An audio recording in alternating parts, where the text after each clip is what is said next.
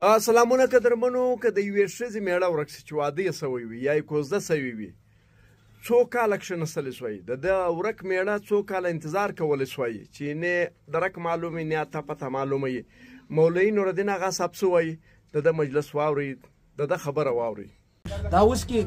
یو هفته مخکې ما سره یو زنانې مطلب الاول وکړ مولوي صاحب زما لس کاله کې زما خاوند ورک دی او اوس مې پلار هم نه پرېږدي سرګنۍ مې هم نه پرېږدي چې یا پر یوه به نجدلې به ناست یم ما څه ګناه کړې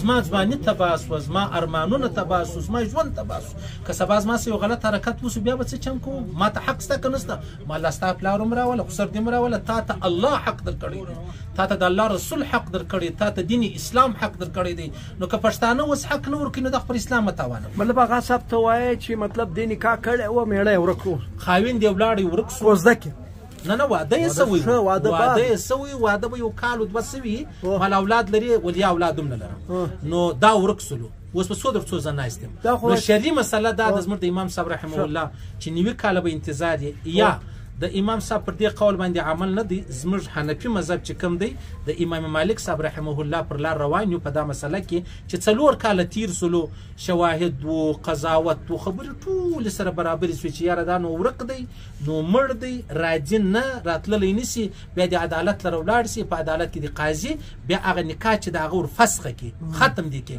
دا بچي بیا بل ځای واده وکړي بل ځای به ژوند شي نو موږ کښېنولي بس اسلام به نه بدنامه کوو اسلام موږ ته ډېره زوروره لار راښولې ده موږ خپل رواجو تباه کړو خپلو رسمو تباه کړو د پخوانۍ متلو موږ تباه کړو نن یې ګورو زور یې زما او ستا تر بچۍ وځي او بچۍ مې ولاړه تباه و برباد شي